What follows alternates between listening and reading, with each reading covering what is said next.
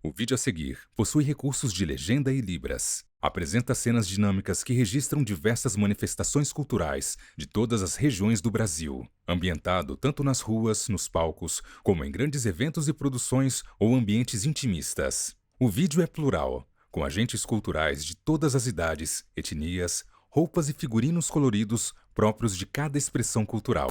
A cultura é um dos mais preciosos instrumentos de democracia. É um canal de expressão plural que permite a convivência de diferentes vozes, histórias e visões de mundo. E por isso a cultura, tal qual a democracia, deve ser defendida e fortalecida.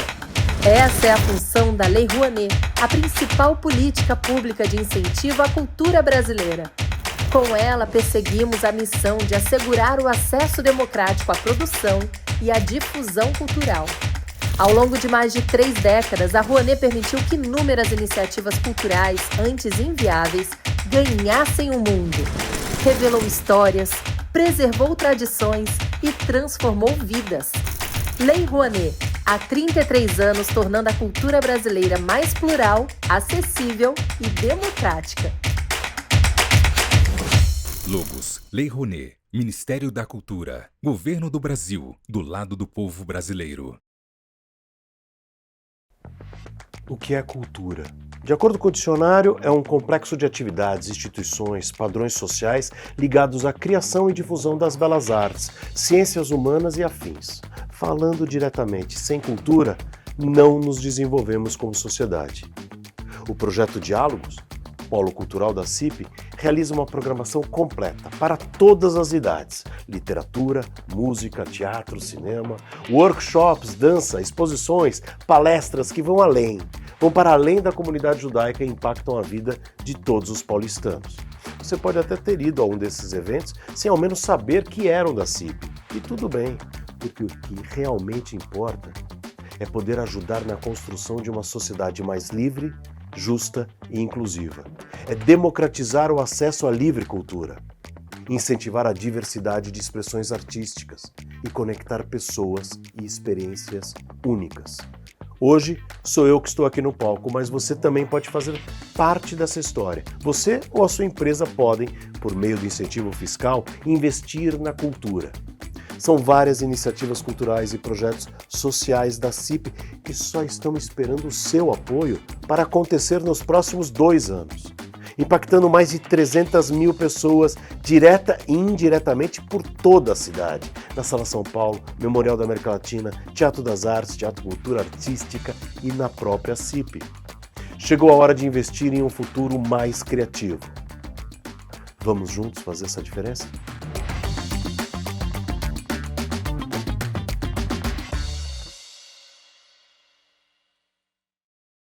Boa noite a todos, bem-vindos a mais uma edição do Café Literário da CIP.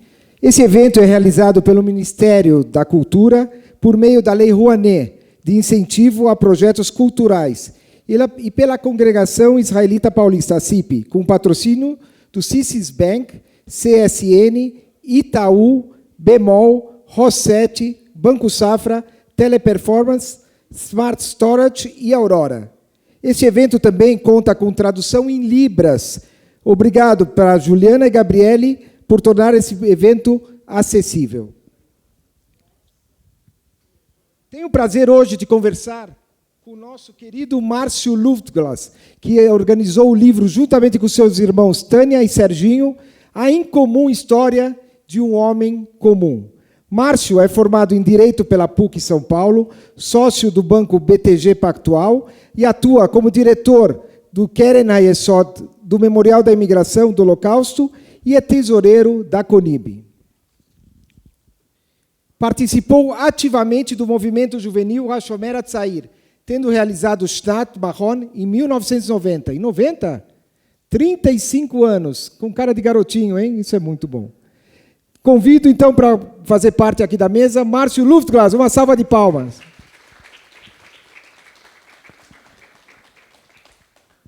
Adianto a vocês que tive o prazer de conhecer seu Inas, que é o nosso objeto desse livro, o pai do Márcio, antes de conhecê-lo. engraçado que ele falou, um dia você será amigo dos meus filhos. E, de fato, um senhor extremamente inteligente, simpático, muito agradável e bastante resiliente, não é?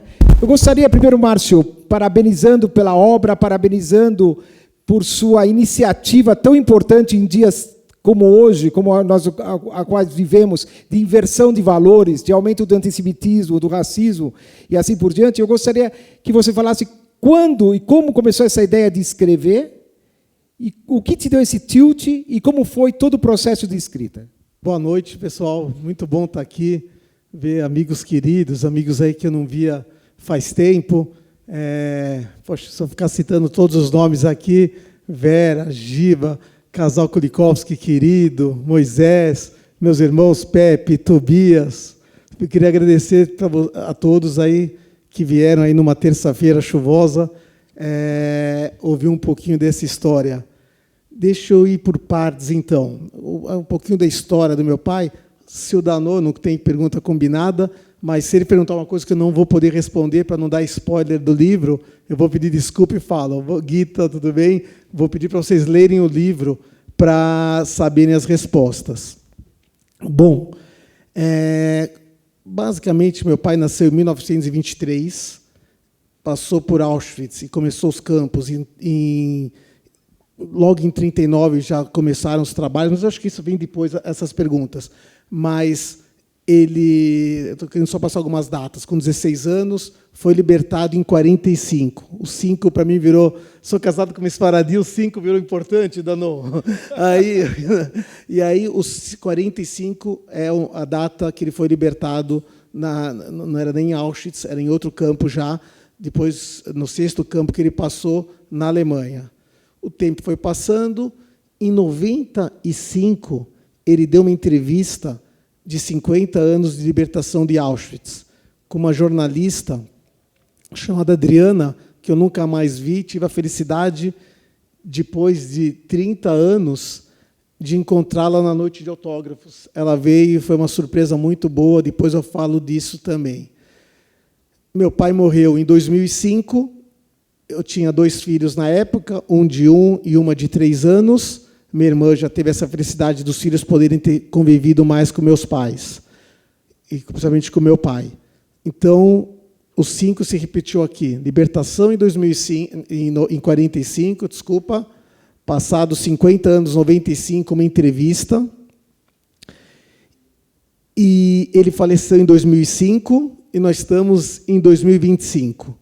Quando ele faleceu, eu fui muito apegado ao Holocausto, sempre me interessou o assunto, os números sempre me geraram curiosidade, mas eu fui tocando a vida, eu falei, um dia ainda vou escrever um livro. Um dia ainda vou escrever, ia pensando, e foi se passando o tempo. Só um pequeno à parte. Ele te contava as coisas, você ia extraindo dele, ou era difícil extrair dele? Essa pergunta é boa também. Acho que, como muitas pessoas aqui, tem uma curiosidade. Meu pai chegou no Brasil com 33 anos. Não falava nada de português, nem sabia para onde estava indo, para falar a verdade. E morando com a minha mãe, casando logo com a minha mãe, que falava Yiddish e português, ela saiu muito cedo da Polônia. O português do meu pai, vindo com 34 anos, era um português muito simples.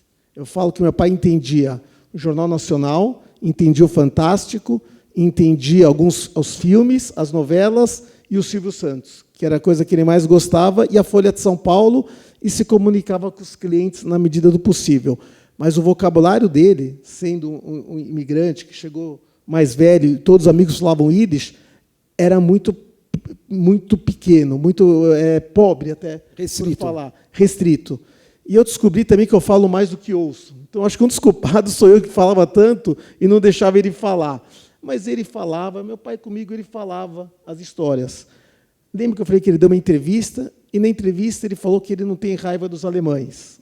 Ele tinha dos poloneses. Mas dos alemães, interessantemente, ele não tinha raiva. Uma curiosidade, meu pai era uma pessoa com um bom coração, mais do que eu. Ele teve... Eu não compro carro alemão. Não viajo para a Europa só a trabalho, mas isso é uma conversa para depois. E meu pai teve 3 carros na vida, um Fusca, uma Brasília e um Gol. Tudo da Volkswagen. Então, tudo da Volkswagen. E nessa linha, ele falava Yiddish com a minha mãe, e a gente conversava, e quando ele deu essa entrevista, ele falou que não tinha rancor, e lá no Plätzle, que é citado no livro No Bom Retiro, alguns amigos que nem passaram pela guerra começaram a falar que ele não podia falar isso. Falou, não tem problema, eu não falo mais nada. Então eu perdi a gravação dele do Spielberg, e o que eu tenho no livro são memórias minhas das conversas que a gente tinha, ele falando. Começou a doer para mim também ouvir história, comecei a entender o que é o Holocausto, não é que nem hoje, Vera, que você tem o YouTube, você tem uma série de coisas. Eu lembro que o meu primeiro contato com o Holocausto e eles era aquela série O Holocausto, uma série da década de 70, que eles me deixaram assistir o primeiro capítulo, O Levante do Gueto de Varsóvia, e o último capítulo eu ia escondido na sala, com 12 anos, tentar entender isso. Tive uma educação judaica forte no Renascença, no Shomer, e sempre me interessei nesse assunto do Holocausto, seja por causa dele, ou seja por causa de outros sobreviventes. Me tocou, como toca a todos, muito. Mas acho que o número no braço dele sempre gerou essa curiosidade, e é um dos motivos da capa do livro, é esse. Pois é, mas agora você, então, é a segunda geração. E para a terceira e quarta gerações, a partir do momento que, infelizmente, os poucos sobreviventes que nós temos ainda por aqui estão indo, né? Como manter essa história viva? Se eles que ainda estão aqui as pessoas dizem que foi uma mentira, que foi fake, que não existiu, como passar para as novas gerações no sentido de não se repetir mais? Então, aí a gente vai falando, gente, não estou acostumado a dar entrevista também, embora o Danon é muito carinhoso na entrevista. Então, às vezes eu esqueço alguma coisa, eu falo logo em seguida. Então, em 2005, eu falei, a gente precisa contar a história, meu pai estava lúcido, tinha uma pessoa, que também é citada no livro, os mais velhos vão lembrar que é o Ben Abraham, que é uma pessoa que lutou muito pelo Holocausto, uma pessoa que merece todo o respeito, e deu muito respeito para o meu pai nos eventos de Yom Kippur, nos eventos de Yom HaShoah, que antes não era aqui na CIP, era até na Hebraica. Eu sou fazer um parabéns para vocês aqui da Congregação Israelita Paulista, até pela origem de vocês. Eu não perco um Yom HaShoah há muitos anos aqui e me emociono sempre e cada vez eu admiro mais.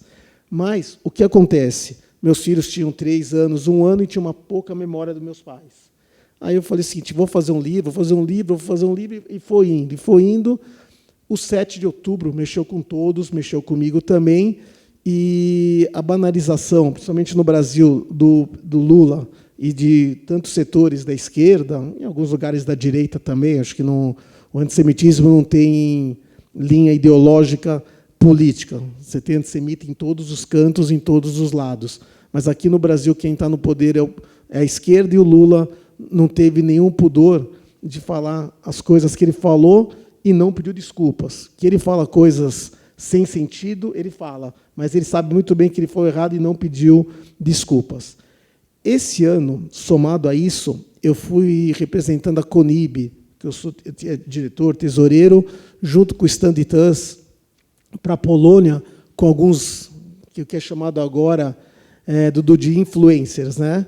E eram pessoas como a Ana Paula Padrão, que ela até consta na última página do livro, dizendo que teve no bloco do meu pai, que é o bloco 18 em Auschwitz. Ela fez uma menção, uma pessoa muito querida também. Alguns não conhecem, os jovens mais conhecem. Ele faz o prefácio do livro, na penúltima página, que é o Bookster. Ele chama Pedro Pacífico. Pedro Pacífico é uma pessoa que eu também não conhecia, nunca tinha ouvido falar, mas é um cara jovem, é um cara de mais ou menos 30 anos, se assumiu homossexual, que para ele foi muito tocante ver o Holocausto lá, e é uma pessoa que está em ascensão, do ponto de vista profissional. Ele virou articulista do Globo sobre livros, CNN, você já deve ter visto ele, e ele tem um blog chamado Bookster. Eu chamei ele para dar uma visibilidade do livro também, para falar algumas coisas. E outras pessoas como o Igor do Flow, o Felipe Moura Brasil, 2 mulheres que vale a pena conhecer, as mulheres, são 2 mulheres, Cris e Juliana, que tem o blog Os Mamilos, que são bem conhece também, são 2 pessoas brilhantes que foram com a gente. O Igor do Flow eu já falei, Deixa eu ver se eu esqueci alguém. Se eu esquecer, eu vou lembrando.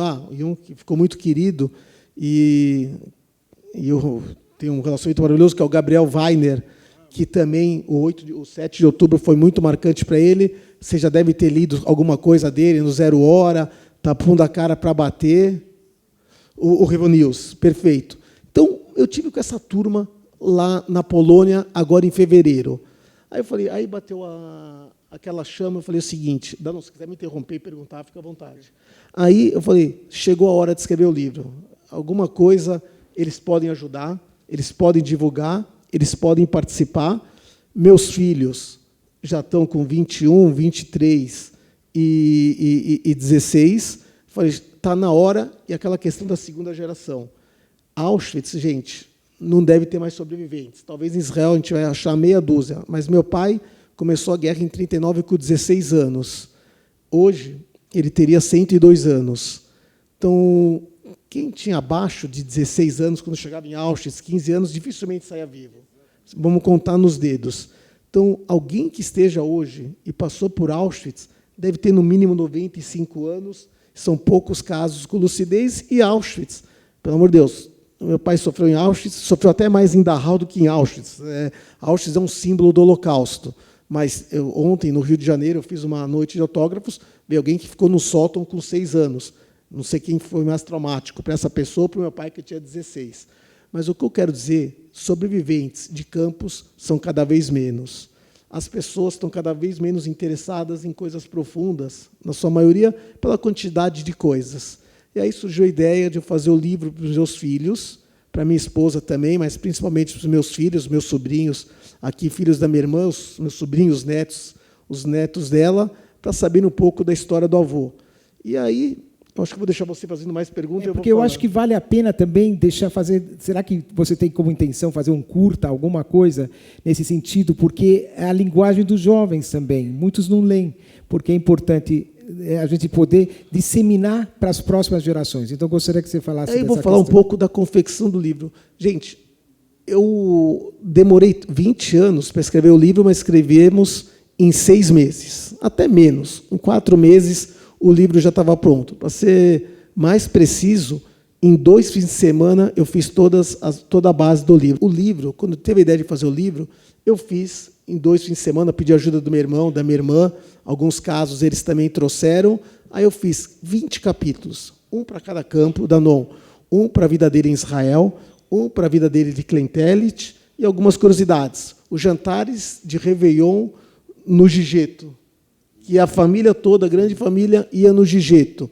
O almoço no recreio holandês, lá perto do Maccabi, Giba vai lembrar aqui, comia lá o pato com Charlotte. Então, Charlotte tinha lá e no Monte Verde. Então, algumas coisas que ia tocar no coração de vocês. Gente, aí eu fiz esse livro, aí eu falei o seguinte, eu olhava, qual que é o problema das biografias? Eu cheguei à conclusão, o meu medo era que nem meus filhos lessem o que eu escrevi do meu pai. E, para mim, ia ser uma tragédia. Se eles não lessem, e não iam ler se eu fizesse uma biografia grande. Mas eu também não podia fazer uma biografia grande, porque eu contei para vocês. Eu tinha memórias orais do meu pai e uma entrevista no Estadão. Eu fazer uma biografia sobre alguém que já morreu há 20 anos, sem nenhuma informação, não existe. Eu não sou Elie Wiesel, eu não sou o Primo Levi, nem quero virar, porque eu também vou ser um escritor de um livro só. Mas adoraria ter esse dom. Mas, por outro lado, também não sou sobrevivente. Graças a Deus, não passei por isso, então eu só tenho que comemorar. Então, eu falei, vou fazer um livro para ser lido, Gibá. Aí eu falei o seguinte, mas eu também não sou escritor. Aí que eu acho que veio o pulo do gato, acho que veio a grande ideia, Danon. Eu tive uma ideia, modéstia à parte, com os meus irmãos, a ideia deu o seguinte, é um livro para ser lido. O que eu fiz?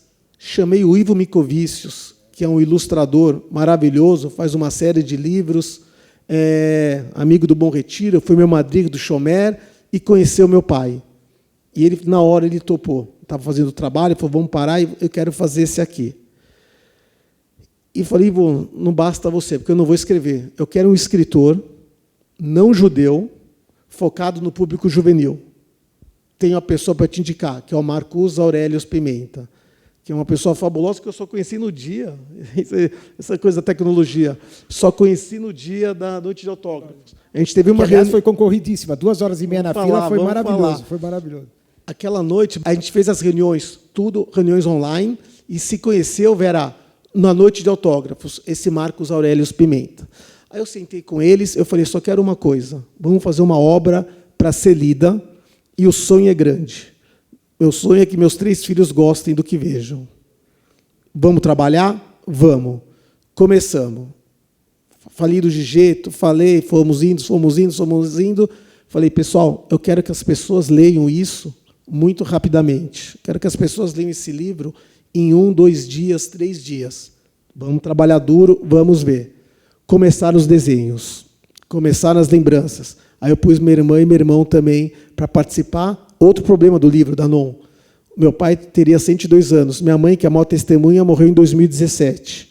Eu não tinha testemunhas, amigos dele. Isso é muito difícil. Teu primo falou aqui, mas eu não te conheci antes do livro. Eu devia ter te conhecido antes. Que era Cleis, nós vamos fazer a parte 2. Aí começamos a conversar. Aí eu falei, mas o Gigeto, eu quero colocar o Gigeto, um capítulo que o Ari Toledo, Boris Casoy. Aí ele vira para mim e fala, Márcio, os jovens estão interessados no Ari Toledo e no Boris Casoy? Não.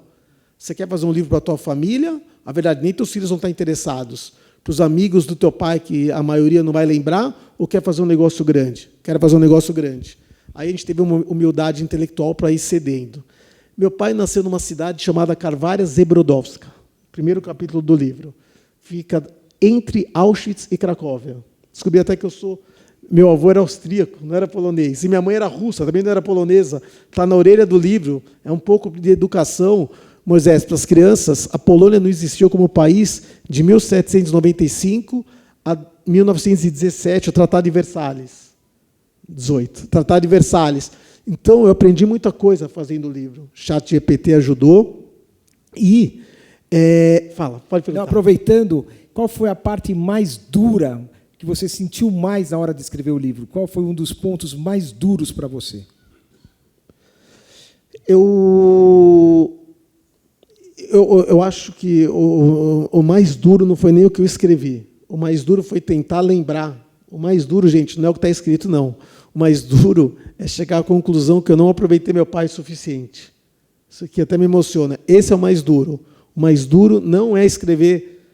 Eu não quero fazer spoiler, tá? O que aconteceu com a família dele nos campos, o que aconteceu com os amigos que ele criou, como foi a guerra em Israel e a chegada no Brasil. O mais duro foi chegar à conclusão que eu não aproveitei meu pai o suficiente. Então, uma das mensagens que eu procuro passar a todos, aproveitem mais, na medida do possível, os pais. Isso foi o mais duro. Lembrar das histórias passados tantos anos é difícil, mas não é duro. Você pretende transformar num livro, só voltando àquela questão, só para finalizar a questão da outra geração, como eternizar esse sentimento para que não se repita? Então, quando eu fiz o livro, eu falei para vocês que eu queria que meus filhos gostassem e eles adoraram. Até a pequena demorou para ler, falou, não vou ler rascunho, só vou ler quando está pronto. Falei, você tem curiosidade? Tem, mas eu quero ler quando estiver pronto. Porque você muda toda hora, tá, não sei o quê. Os 3 adoraram. Então, a minha missão já está cumprida, tá? O que eu estou fazendo aqui hoje com vocês, ontem eu estava no Rio de Janeiro, noite de autógrafos, há um mês atrás, depois a gente fala, né, um pouco o que aconteceu nesse mês. Foi aqui em São Paulo, eu tenho um monte de eventos, aí eu estou muito feliz pela curiosidade, é tudo lucro, como meu pai falou quando ele foi libertado. O que vier a partir de hoje é lucro. Então, eu estou muito feliz, muito satisfeito, só que a gente começa a pensar grande. Não sei se é onde eu trabalho, que a gente trabalha duro também, e gosta de pensar grande também. E me veio a ideia desse negócio fazer mais barulho. Aconteceu, Danon, quando eu fui falar com o pessoal da editora, falaram, vamos fazer 1000 livros. Aí eu falei, eu não dediquei esse tempo a fazer 1000 livros. Só no primeiro lançamento já foram todos, quase? Não, mas eu também não fiz só 1000. Eu fiz 5.000 livros. Eu falei, vamos para os 5.000. Eu falei, você está louco, você nunca escreveu um livro. Eu falei, eu confio na minha comunidade e eu confio na obra que está muito bonita. 5 pessoas, ontem eu soube mais uma, tá? 5 pessoas na noite de autógrafos no shopping Genópolis, na livraria da Vila, que o Samuel Seibel, que é o dono da livraria, falou que foi o recorde da livraria. que me deixou muito feliz. 5 pessoas leram na fila o livro inteiro. Chegaram para pegar o autógrafo, adoramos o livro. Falei, o quê? Os desenhos? Não, a gente leu o livro inteiro na fila. Você lê o livro, hoje, não sei quem conhece o Wolf Klabin, lá do Rio de Janeiro, que toca a Escola Hort, que é a escola judaica, ele falou o seguinte, eu sou o 6º a ler rápido, ele estava ontem à noite de autógrafos, ele leu na ponte aérea Rio de Janeiro, São Paulo. Ele leu em 40, até subir, até tudo, ele leu em 55 minutos. Então, esse foi o desafio, fazer os jovens lerem, fazer as pessoas lerem o livro. Bom, ontem, 4 pessoas lá do Rio de Janeiro me ligaram que leram antes de dormir. Então, o livro está muito gostoso. Então, eu sei o que eu entreguei, o que a gente entregou, eu e meus irmãos, os escritores, senão não estaria aqui também passando vergonha. Não ia vir aqui vender um negócio que eu não acho legal. Eu levo muito a sério essa integridade intelectual. Respondendo a tua pergunta, eu comecei a sonhar mais também. Em um mês, a gente vendeu 4 mil livros. Eu vou dar um exemplo para vocês. É uma coisa curiosa que eu fiquei pensando hoje. Hoje tem muito, o pessoal mais jovem sabe B2B, B2C. O que é isso? Um é varejo, você leu? Um é varejo, Léo, e outro é atacado. Quando eu falo varejo atacado, eu vou contar uma história interessante para vocês. Aqui, na Livraria da Vila, a gente tem a comunidade aqui, tinha rabino de todas as correntes, tinha gente de todas as correntes. No Rio de Janeiro só foram os religiosos lá, os mais ortodoxos, religiosos é errada a palavra. Quando a gente fez lá o livro, foram vendidos 811 livros. Aí começamos a vender no banco, saí vendendo os livros, saí vendendo. Aí apareceu um amigo meu, eu vou citar o nome, ele autorizou, o Carlito Dayan, lá do Decoval, marido da Esther, quero 1000 livros para distribuir nas escolas. Aí amigos não judeus do banco, um comprou 200 e 2 compraram 100. Um é o Roberto Ruman, que também vocês conhecem também, comprou 100, Yuri Rapoport, que também, e aí o cristão comprou 100 para distribuir. Ontem, no Rio, gente, vender livro não é fácil nesse país também.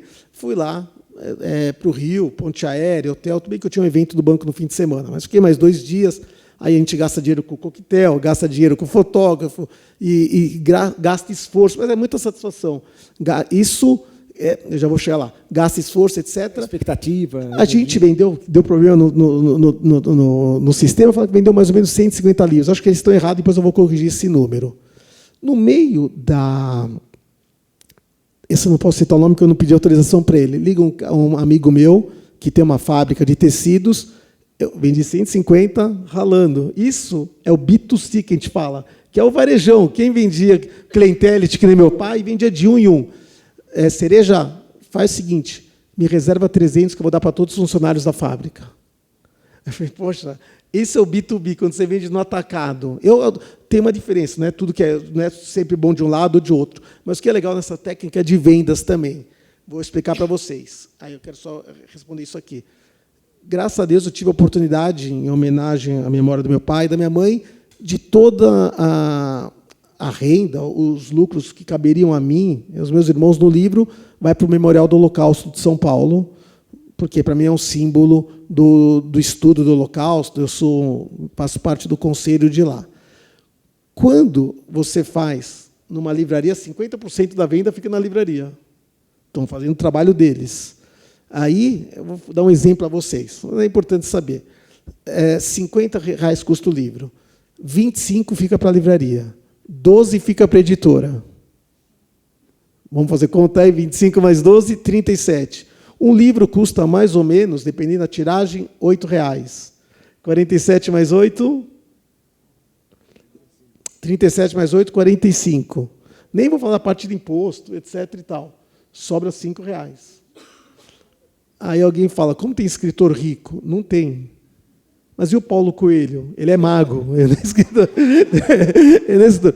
Aí eu fui contar essa história para o seu Eli Ron. O seu Eli, o senhor também é um escritor rico.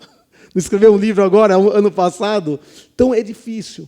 Por isso que eu falo, lógico, aqui, quem quiser ajudar depois, nós vamos deixar lá, pode fazer o pagamento direto, tem o QR Code para o Memorial do Holocausto. E tem o Pix também, né? Tem o Pix. Não, entra no QR Code, lá tem o Pix tem tudo. também. Aí, se tiver dificuldade, tem o celular meu, do meu irmão, porque eu estou juntando no banco, etc., e vou fazer um pagamento exclusivo para eles também. Fiquem à vontade, como quiserem ajudar. Mas quando a gente faz assim, eventos como esse, a gente vai poder ajudar mais. E mais, tem pessoas que já foram visitar o Boris Berenstein, que é presidente da Federação Israelita de Pernambuco, também filha de sobrevivente. Ele olhou o livro e foi conhecer o Museu do Holocausto.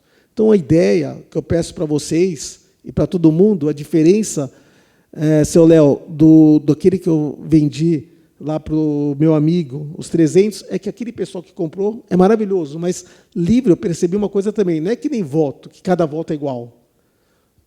Os 300, não sei se vão ler, eu acho que vão ler, mas não tem tanta abrangência de pessoas no meio deles para divulgar, mas eu estou maravilhado com a quantidade de não-judeus que estão lendo esse livro, que é o meu objetivo grande, quando eu escolhi esse escritor. Mas vocês aqui, cada um de nós, é formador de opinião. Cada um de nós pode dar de presente de Natal para alguém o livro, pode dar de presente de Hanukkah, e tem crianças de 11 anos lendo com os avós, mais uma vez, surpreendentemente, não judeus, que eu estou vendo muito, que as crianças estão lendo com os pais, com os avós. Então, eu estou muito feliz, estou muito realizado. O próximo passo me picou essa ambição de mais gente ler. Vera, a gente fez 5 mil, já foram 4 mil, já vou fazer a segunda tiragem, mais 5 mil, agora em janeiro. E eu tenho um sonho, que vamos pensar, devagar. O teatro também, uma peça de teatro. O meu sonho, isso pode até ser, mas o meu sonho, mais uma vez, filme tem muito, série tem muito, mas não sou eu que vou decidir. Quem sabe tem algum diretor, alguém decida fazer um desenho animado. Perfeito. Lembrando alguém aqui lembra do gibi ou da série Maus? Sim. Maus, para quem não sabe, em um minuto, foi um Art Spiegelman, filho de um sobrevivente de Auschwitz. Temos essa coisa em comum. O número do pai dele com o número do meu pai eram 2.000 números, coincidentemente. Só uma curiosidade, o Primo Levi, que todo mundo conhece, era 500 números do meu pai. 500 números. Entrou quase 20 dias antes ou depois, me deu um branco agora. Ele entrou, tenho aqui no celular, entrou 20 dias. O que eu quero dizer para vocês? Os húngaros estavam chegando no campo de concentração. Não, mentira, em janeiro de 1944 os húngaros não estavam chegando, mas tinha poloneses, gregos, todo mundo chegando, e em quase 20 dias, só 500 números. Muitos poucos sobreviviam para ganhar o número tatuado. A grande maioria realmente ia para a câmara de gás. É um número assim que me impressiona o que foi aquela matança incomparável. Então, esse cara fez esse livro, que é um desenho animado em branco e preto. É um gibi, 250 páginas, e conta toda a história do pai dele. Eu acho que tem um problema, volto a falar, não sou escritor, mas tem uma coisa que me chama a atenção, tem muita gente que escreve do Holocausto, filhos, falando dos pais, e aproveita o momento para falar que o relacionamento dos pais era difícil, que os pais não entendiam eles. Falei, vai falar isso para o psicólogo, não precisa escrever um livro e falar dessa memória do pai ruim, minha opinião. Então, não tem coisa ruim no livro nesse sentido, no meu. Então, esse Maus foi vendido, gente, 2,5 milhões de livros de 1985 até 2022. Lembra desse número? 2,5 milhões, é muita coisa. Eu acho que o que mais vendeu foi Anne Frank, se não me engano, foi 40 milhões de livros no mundo. 2022, um condado do Tennessee proíbe o livro Maus nas escolas do condado, porque tem cenas indecentes. Só para quem não sabe, o livro é o seguinte: todos os personagens, Gabi, são colocados como animais. Os judeus são ratos, mas é ratos humanoide. É cabeça de rato e corpo de humano. Então, se veste, é como se fosse humano. Os poloneses são porcos, os alemães são gatos, os americanos cachorros, os ingleses são peixes, até norueguês aparece lá no meio, que era um bicho que eu já nem lembro o que era. E aí, o que acontece? Provavelmente, indo para a câmara de gás, os ratos estavam pelados, mas não tinha nada demais. A escola proibiu porque falou que é cena indecente para crianças. Em um ano, gente, né, sabe quanto foi vendido? 2,5 milhões de livros. Então, a pessoa que mais vai vender esse livro, se Deus quiser, vai ser o senhor Luiz Inácio Lula da Silva, com esse comportamento dele, e o que foi acontecendo no 7 de outubro no mundo inteiro, fez com que a gente, os nossos filhos, os nossos netos, o pessoal da congregação, a comunidade judaica do mundo inteiro se sentisse mais sionista, com mais pertencimento. Eu acho que isso foi o grande catalisador do livro. Então, o meu sonho é, se aparecer alguém, mas vai aparecer com calma, querer fazer um desenho animado e e ser diferente, porque não existe desenho animado. Existem séries bonitas, filmes bonitos, eu queria inovar. Agora, voltando ao seu Inácio, por exemplo, no dia a dia, depois de tudo que ele sofreu, como era emocionalmente, como era espiritualmente o comportamento dele, como era ele passar essa educação judaica a vocês? Como ele conseguiu formar uma família depois de tudo que ele passou? Eu acho que o livro mostra bastante disso, mas eu vou falar um pouco também, senão não precisava nem ter vindo aqui falar, mandava todo mundo ler e vinha fazer depois o bate-papo. O que acontece, essa questão judaica, gente, é curiosa. A família do meu pai era uma família tradicional, mas era um kasher, até porque carne, Tobias, só tinha uma vez por semana, não era difícil ser kasher naquela época, nem sei se falava tanto kasher de leite. Então, a carne era só no Shabat. Então, eles eram mais vegetarianos do que kasher, se você vai pensar assim, mas eles guardavam bastante. Depois de tudo que ele passou, teve em Israel na Guerra de Independência, veio para o Brasil em 54, casou com a minha mãe em 58. Minha irmã nasceu em 59, um ano depois. Ninguém furou a fila aí, casou certinho. Uma família bem tradicional, porque meus pais casaram dia 31 de agosto de 58 e minha irmã nasceu dia 31 de agosto de 59. Mas minha mãe conta, eles casaram em agosto. Qual a próxima festa depois de agosto? Rosh Hashanah. Foi tudo bem. Depois, Yom Kippur. Minha mãe entra na cozinha no Yom Kippur, o que está acontecendo? Ele está tomando café. Aí minha mãe, o que você está fazendo? Estou comendo. Você está louco? Aqui nessa casa não existe isso. E não existiu mais.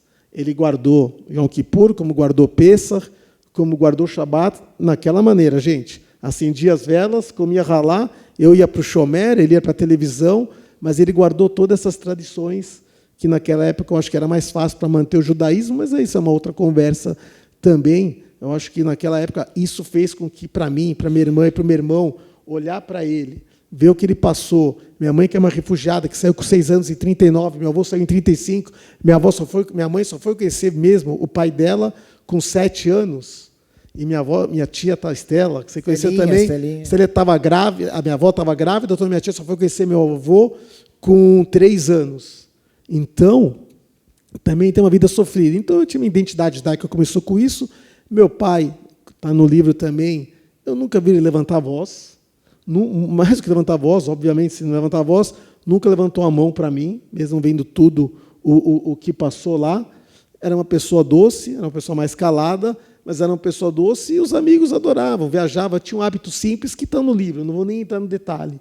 Mas o judaísmo veio de olhar para a cara dele, olhar para o braço dele, olhar para a cara dele, o exemplo dele e da minha mãe. Éramos kasher, veio o plano cruzado, estava difícil comprar carne, já não era kasher em casa, deixou de comprar carne kasher. Mas presunto só teve, Tobias, assim, minha mãe descobriu que presunto tinha porco, ela achava que presunto... Aí ela proibiu o presunto em casa, depois que ela descobriu que era porco. Mas uma coisa ela não abria a mão, que era do estrogonofe. Isso é bom. Ele falava Baruch atah, que bom que está. Boa. Eu gostaria que a Tânia e o Sérgio também falassem alguma coisa nesse sentido. Mas eu quero só voltar ao negócio que meu irmão falou da minha mãe, né? E eu gostaria de falar que minha mãe veio no penúltimo navio, porque o último navio foi abatido. E ela até contava uma história que no porto, ela estava no porto e tinha uma loja gigante, era na Polônia, não sei onde era o porto agora. Gdansk. E tinha uma loja gigante. E ela entrou para comprar 2 malinhas, porque no caminho era muito frio. E aí a dona da loja, e ela contava isso, que era uma senhora, devia ser muito rica, porque a loja era enorme. E ela pediu para minha mãe, ela falou assim para minha mãe, brincando, lógico, porque não poderia ser verdade, que ela, se ela pudesse, ela trocaria as 2 malinhas, ela daria para minha mãe, para minha avó, né? Se minha avó desse para ela a passagem para ela vir embora para o Brasil, que a situação lá já estava muito ruim. Isso foi um caso. Tânia, desculpa, só vou te corrigir. Aqui sou eu, aqui em cima. Não é as malinhas. Ela dava a loja inteira para minha avó, se ela pudesse trocar o visto para o Brasil. Não eram as 2 malinhas. Era a loja inteira. Que ano que era? 39, maio de 39. 39. Então, e outra coisa que eu quero contar, que todo mundo acha que a guerra, quando ela começou, ela estourou em tal ano, que agora o Márcio pode me ajudar, não sei saber, mas não foi, foram muitos anos antes. Por isso que a gente tem que tomar muito cuidado com o que está acontecendo aqui no Brasil. Que minha mãe conta, ela contava, as poucas coisas que ela contava, mas isso foi uma delas que ela contou, que ela morava em frente a um senhor E ele era, não sei por que ele tinha arma, se naquela época todo mundo tinha arma, também não sei dizer. Mas um dia ela estava passando na calçada dele, que era o outro lado da rua. E aí ele tinha um cachorro, e o cachorro pulou em cima da minha avó. E a minha avó estava com a minha tia no colo. E ela derrubou a minha tia caiu no chão. Ela tinha meses.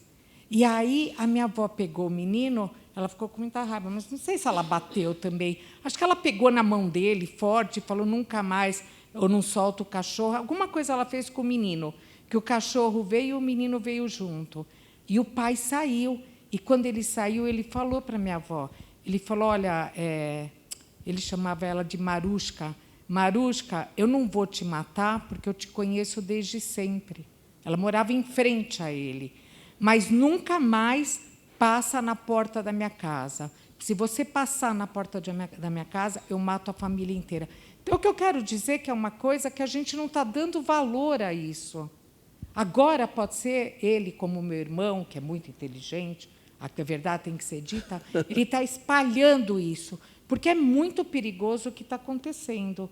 Tanto é que um amigo nosso, ele anda com a camisa de Israel todos os dias, ele não tira, e ameaçaram ele com uma faca. Agora, tem coisa de um mês atrás. Então, é uma coisa muito perigosa que está acontecendo no mundo, ok, mas aqui no Brasil também. E isso não começa da noite para o dia. Isso vem vindo, que nem veio do cachorro, que o menino soltou e veio para cima da minha avó, e minha avó soltou a minha tia.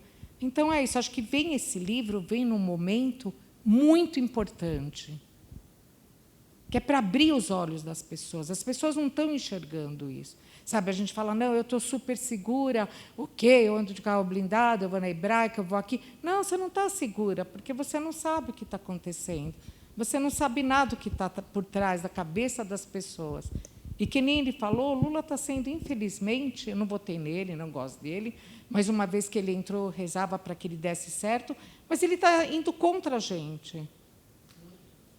Então, é triste o que está acontecendo. E só mais uma coisa eu quero contar, é do meu pai, que a gente acha que saiu do campo de concentração, acabou, passou um ano, ninguém lembra mais nada. Não, não é assim, gente. Eu me lembro que eu era jovem, eu era menina, e eu contei para o Márcio, não está no livro, e eu queria um tamanco do Dr. Scholl, que naquela época era moda. Todo mundo comprava um tamanco do Dr. Scholl. E eu chorei para minha mãe o ano inteiro, até que ela comprou esse tamanco. E ela chegou em casa com o tamanco, e minha casa tinha um corredor muito grande. E eu fiquei batendo o tamanco. Ai, meu pai pegou o tamanco. Ele falava, para, e eu não parava. Quanto mais ele fala, coisa de adolescente, quanto mais fala, para, mais você continua. Ele jogou o tamanco fora. O tamanco sumiu. Ele foi na lixeira e levou o tamanco embora. Então, quer dizer, mas eu não entendia nada. Eu tenho coisas que eu estou entendendo agora, ele falando. Olha a situação de uma pessoa que não é meu filho. Meu pai era do campo meu pai foi no campo de concentração. Então, sabe, tem coisas que a gente tem que bater, sabe, na mesa e lembrar tudo isso. E que nem ele falou, só terminando do livro, eu tenho um neto de 11 anos, ele leu o livro.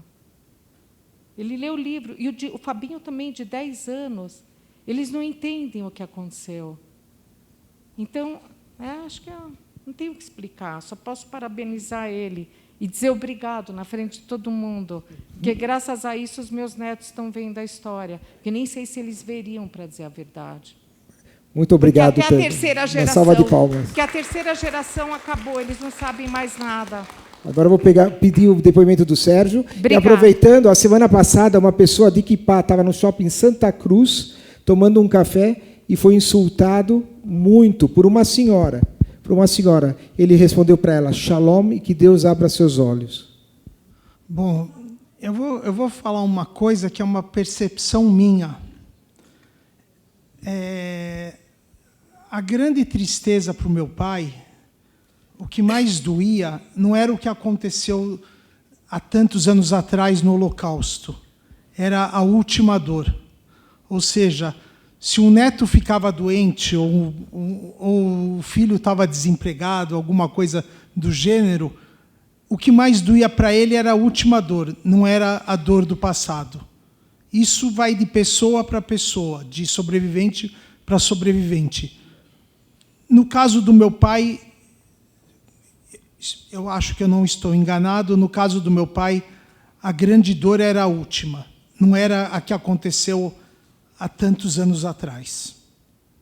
É uma coisa que eu acho, não sei se algum sobrevivente, ou filho de sobrevivente, tem alguma observação a fazer a respeito disso. Muito obrigado. Uma salva de palmas para o Sérgio também. Vou pedir para o meu primo, para o Rafael Catan, falar algumas memórias. Ele conheceu o seu Inácio ainda mais do que eu, inclusive, também. Eu conheci o Inácio, permitam-me chamá-lo de Inácio, porque eu considero ele meu amigo, na época da Brasília. Foi uma história muito interessante. Nós tínhamos um comércio de cama, mesa e banho no Brás, e, num belo dia, entrou um senhor com 2 amigos para pesquisar a mercadoria na loja. Ele gostou, ele vendia cobertores, lençóis, tudo isso, mascate. Ele pegava do Brás e vendia, eu acho que na Zona Norte e tudo mais. Ele tinha uma Brasília, estacionou a Brasília e tal. E a gente conversando, ele contando a história dele, eu vi o número, né, no antebraço dele, me chamou muita atenção. E meu pai também, ele passou uma época em Israel, lutou na Guerra da Independência, eu acho que o Inácio também passou por lá. Tiveram muita interação, e ele falou, olha, eu preciso de um crédito, e eu gostaria de comprar fiado, vocês me vendem? Eu falei, pois não, pode pegar o que você quiser. E, por coincidência, há um mês atrás, eu fazendo uma limpeza nos meus arquivos, eu achei a bendita da caderneta, onde estava escrito Inácio Luftglas, e o saldo dele estava zerado, ou seja, ele pagou tudo certinho. E nós tínhamos, durante anos, muita interação. Ele passava praticamente toda semana, muito fiel, um cliente fiel, ele e os amigos dele. O Salomão, e tinha um senhor mais gordo, que o Sérgio falou que não era Alfredo, mas eu acho que era Alfredo, mas, enfim. Os 3... Hélio. Acho que era o Hélio gordo. Então, Hélio. E eles lá... E uma vez por ano... E uma vez por ano, eles ficavam lá, no meu caixa, combinando as férias de Poços de Caldas, que era uma coisa sagrada, que lá eles iam espairecer, comer bem e tal. Enfim, quando eu soube que ia ter esse encontro, eu fiz questão de vir e homenagear a família toda, porque eu conheci o Inácio muito bem, muito educado, muito tranquilo, enfim, com todos os problemas que ele passou pela vida. A minha única dúvida, não sei se vocês podem... Ele ganhava a vida como mascate, educou vocês pelo comércio, e a segunda coisa, por que eles iam só os 3 amigos sobreviventes do Holocausto, sozinhos para Poços de Caldas, não levavam a família? É uma coisa... Bom... Vou responder. Se quiserem complementar, as perguntas fáceis, deixa comigo, as difíceis, deixa para os meus irmãos. Eu vou responder Eles tinham 3 sonhos. Eu tinha 3 sonhos. Na verdade, 3 sonhos, que você pode reduzir um. Isso eu lembro da minha mãe, a alegria dos 3 diplomas. Psicóloga, jornalista e advogado. Mal sabem eles que ninguém exerce a profissão que... Tá certo. Eu acho que nem a gente fala no livro, vocês vão ver que a vida deles é uma vida bem simples na Polônia, mas nada diferente do resto da população. Só uma curiosidade, só para vocês saberem também, a cidade dele, Karwary-Brodowska, era do lado da cidade do Papa João Paulo II, que nasceu em 22. A cidade do meu pai tinha 3.000 habitantes, a do Papa tinha mais ou menos 6.000 habitantes. Com a idade tão semelhante, eles se conheceram, provavelmente. Ou no jogo de escolas, ou se estudavam na mesma escola. Meu pai não lembrava da história do Papa. E eu escrevi e falei o seguinte, o Papa vai chamar atenção. Deixa eu colocar o Papa. E tem uma cena no livro, que eu não vou fazer spoiler, quem viu, que lembra muito o Papa João Paulo II. Aí eu falei, vou escrever do Papa. Aí o escritor fala para mim, tem que ter uma humildade no que você não sabe fazer bem. Márcio, Papa João Paulo II foi querido para você, mas os jovens, o que é a tua relação com o Papa Pio XII, Pio XI, Pio não sei o quê? Nenhuma. Então, os jovens não vão... Cedi também. Contei história, mas cedi na questão do nome do Papa. Mas a nossa vida era do Bom Retiro, tudo era mais barato que é hoje. Às vezes eu levo meus filhos para verem o Bom Retiro como um pouco de chá de humildade. Mas era uma vida bem simples, mas eles só tinham alguns sonhos. Era engraçado, acho que é outra mentalidade. Hoje, turma, a gente com os filhos, está aqui você com o teu filho aqui trazendo, a gente faz tudo. Desde nadar na piscina, meu pai, eu não lembro, nunca pôs uma sunga, nunca entrou na água. Aliás, no livro vocês vão ver, ele ia para o Guarujá de sapato na praia, meia de nylon, uma bermuda chip e camisa social. E já estava vermelho no elevador, então o vermelho que não passava protetor era uma vergonha, eu tinha vergonha. Eu tinha vergonha de ver aquela cena lá. Aí já ficava, logo em 2 minutos, o pé inchava, por causa do sol, não entrava no sapato. Mas a gente teve uma infância muito boa, mas todos os meus amigos do Renascença do Bom Retiro, nem Gibá, não tinha grandes milionários lá, nem Claudio, não tinha. Então a vida era muito semelhante. Ia no Chomé, ia fazer Schnatter, eles só tinham um objetivo: pagar o Renascença, que era $100 por mês, e ter o diploma. Para minha mãe, a minha formatura, ela fez uma festa, teve até mágico. Era uma vergonha, assim, que eu tinha começado a namorar a minha esposa, que, peço desculpas que não veio, ela estava comigo no Rio, ela tinha um evento aqui no interior de São Paulo, de uma amiga, então eu acabei dispensando ela, e minha filha, uma está trabalhando no Rio, um está em Israel, ele mora em Israel, estuda a faculdade em Israel, e a pequena, 16, não consegui convencer, mas ela leu o livro, pelo menos, e veio na noite de autógrafos aqui em São Paulo. Então, o que a gente vivia? Era uma vida simples, era uma Brasília, ia no Maccabi, cinema, se ia no cinema, não jantava. Se ia no jantava, não ia no cinema. Era muito simples. Meu pai falava, para que cinema se tem videocassete? Ele não entendia mesmo. Então a vida era simples. E o sonho deles era o diploma. Isso ele não abria mão. Eu, como pai de todo mundo aqui, hein, Léo, vocês também, o pai de todo mundo aqui, queria o diploma para os filhos. Vai estudar, vai fazer o que fazer depois, não importa. Quero o diploma. Então, acho que tinham 2 fontes de renda. Aí é uma história de outra história. A minha avó era muito esperta, por parte da minha mãe, que veio. Essa era uma clientelite. Essa, se tivesse mais tempo de vida, ia ser maior do que o seu Samuel Klein. Essa era esperta. E ela ia comprando casinha, e tinha um pouquinho de aluguel. Mas depois eu fui ficando maior, eu vi que não tinha... Tem gente que tem imóveis e ganha dinheiro. Tudo que eles cobravam de aluguel, passou 2 anos, o inquilino parava de pagar. Aí despejava. É só fazer um pouco de conta. Aí eles iam consertar. Os 2 anos de aluguel gastava na reforma do telhado, na reforma do chão, em tudo. Depois não entendiam porque não fazia dinheiro. Aí um dia eu falei, mãe, vamos pegar teu dinheiro, vender as casinhas e colocar em fundo imobiliário. Você não se preocupou com o aluguel. Aí já não tinha mais sentido, ela não entendia nada. Era a diferença cultural da gente nesse sentido era muito grande. Mas, sim, um pouquinho de aluguel e um pouquinho do clientelity pagou a escola, eles tinham orgulho, não é nenhum problema, mas eles tinham orgulho que nunca precisou pedir bolsa, porque o Schnorrer, aqui na nossa sinagoga alemã é fácil falar, o Schnorrer é capaz de pedir bolsa, mas aluga a casa em Atibaia. Né? Então você tem toda essa questão que a gente vê. Isso nunca teve, não tinha casa em Atibaia. Meu tio emprestava casa no Guarujá, mas minha infância não era Guarujá tão nobre, foi Santos e Águas Lindóia. Poços de Calda, onde meus pais passaram a lua de mel, essa é uma coisa curiosa. Quando a gente viajava, meu pai trabalhava, ele ia no fim de semana para Poços de Caldas para Águas Lindóia e para Santos. Mas ele tinha uma semana por ano que ele ia com os amigos jogar tranca. Agora, o que acontece em Poços de Caldas, fica em Poços de Caldas. Eu não sei.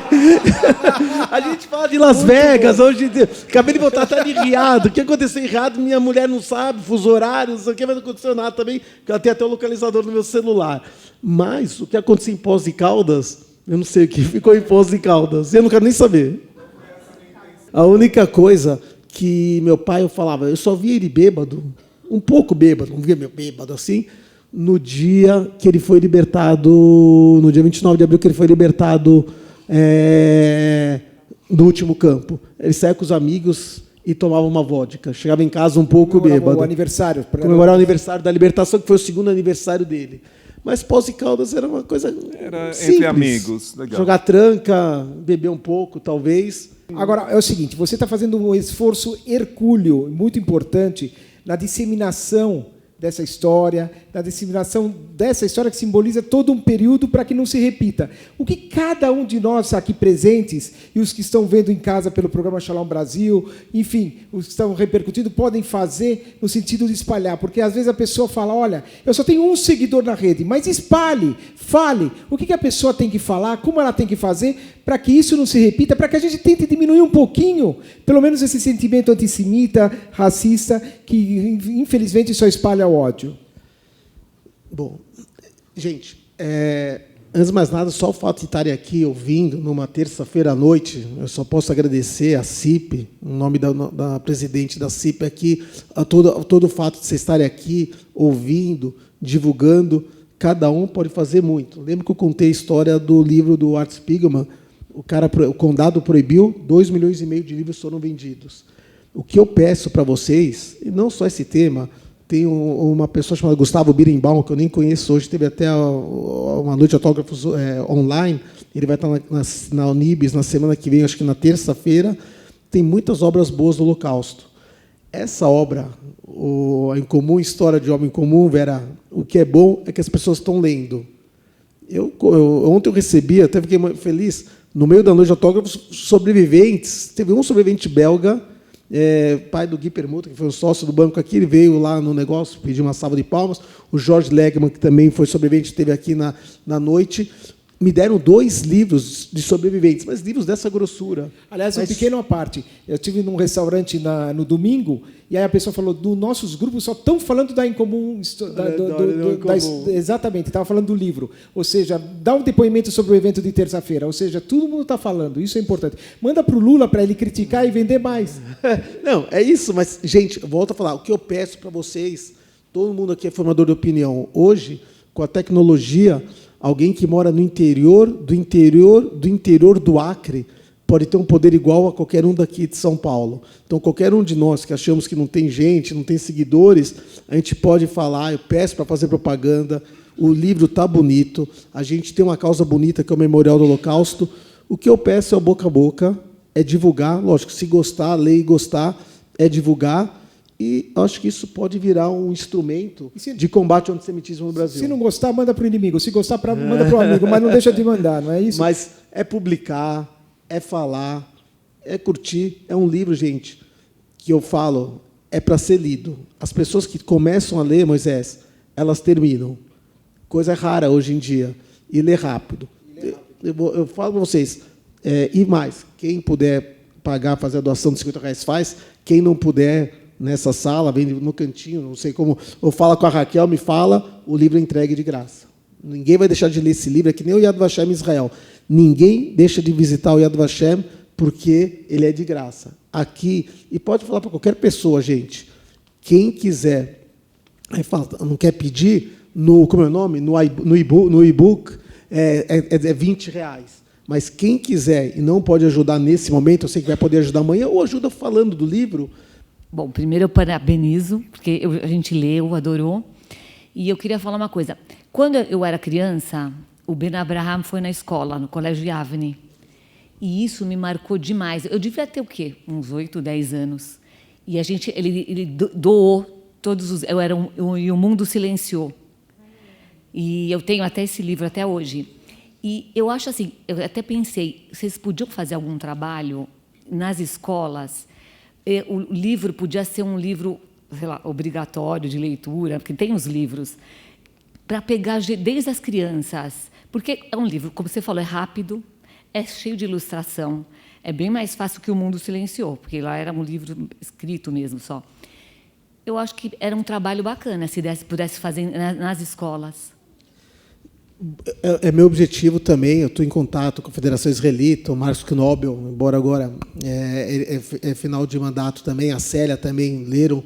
A Célia não sei se leu ainda, ele leu, mas a gente está nesse trabalho com essa toada. Eu milito um pouco, eu milito bastante até na comunidade, e a vida me deu bastante amigos aí para a gente conversar.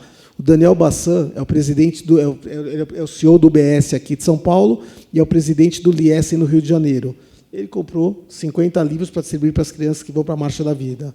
O Carlito Dayan comprou 1000 livros para distribuir para as escolas. Ele não definiu ainda, mas provavelmente vai ser as escolas judaicas primeiro e depois as escolas não judaicas. O Memorial do Holocausto faz um trabalho muito bonito com uma série de crianças de escolas que vão lá todo dia. Eu fui, meu irmão foi, minha irmã vai. Se eu pudesse ter mais tempo e me dedicar 100% a isso, eu dedicaria. Mas a gente dedica de noite, fim de semana. Mas o Memorial do Holocausto, eu falei para cada escola que vai, 2 alunos ganham e 2 alunos e 2 livros para a biblioteca. Então, a gente vai fazendo isso, mas todas as crianças das escolas judaicas vão receber esse livro. Se a escola não quiser colocar no currículo, não ter, eu vou dar. Então, um compromisso meu com vocês. Eu dou esse livro para quem for. Muito obrigada, Márcio Danon. Para encerrar, eu queria só falar algumas palavrinhas. Eu também estive com o Ben Abraham e me marcou bastante. E depois estive aqui em vários eventos que ele esteve na CIP. Tenho guardado comigo um momento muito especial com ele. Nós temos aqui na CIP cursos de Bar e Bat Mitzvah. Eu já vou separar 80 livros para dar para esse curso que eles estão fazendo. Eles fazem 2 anos de curso. Eu acho importante. E uma ideia, nós todos somos pais, avós, e todos os nossos filhos e netos têm grupos de pais nas escolas também não judaicas. Então, eu acho que a gente tem contato também com coordenadores de crianças dessa faixa etária da 6ª série em diante. O Maus é lido em muitas escolas até hoje, na 9º ano, ou 7º ano, dependendo da escola, que ainda faz parte do currículo Maus. E, então, eu acho que a gente pode introduzir, junto com a coordenação das escolas não judaicas, e trazer esse livro que talvez não esteja tão na consciência deles, né, na ciência das escolas não judaicas, e cada um de nós fazer um trabalho de formiguinha, enquanto ele não está divulgado. Então, eu quero agradecer de você estar aqui. Danon, obrigada também. Obrigada a todos que vieram. E a CIP, há mais de 27 anos, faz o evento do Ato em Memória às Vítimas do Holocausto.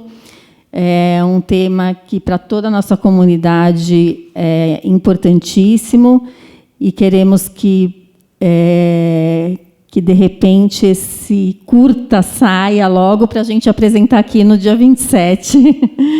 Tá bom? Muito obrigada, boa noite. De garantido, a gente vai traduzir para o inglês e para o espanhol em janeiro. Então, nós vamos para Miami, vamos fazer barulho para Buenos Aires, nós vamos fazer nossa parte, devagarzinho. Eu falei para o Caio Blinder, depois tem até o vídeo do Caio Blinder, leu o livro, gravou no programa dele. Aí eu falei, Caio, esse é meu sonho, é ser o Maus Tupiniquim. Aí ele falou, você é bom de marketing. Mas não falou que não gostou, não me chancelou ainda. Mas eu acho que a gente pode fazer com que esse livro seja uma referência, se não no mundo, pelo menos no Brasil. Se não no Brasil, pelo menos na comunidade. Bom, mais uma notícia aqui, que a gente tem uma lojinha aqui da CIP de produtos judaicos, então nós vamos colocar também para vender, que a Silvia Kulikovski, só conhecida, ela é nossa gerente geral, CEO aqui da CIP, então ela vai colocar também, a gente vai adquirir alguns exemplares para fazer a divulgação, fazer um bannerzinho aí para o pessoal que passa muita gente também de fora da comunidade para eventos culturais aqui, então podem também divulgar. Obrigada. Muito obrigado, CIP, muito obrigado, Márcio, muito obrigado a todos os presentes, é um prazer.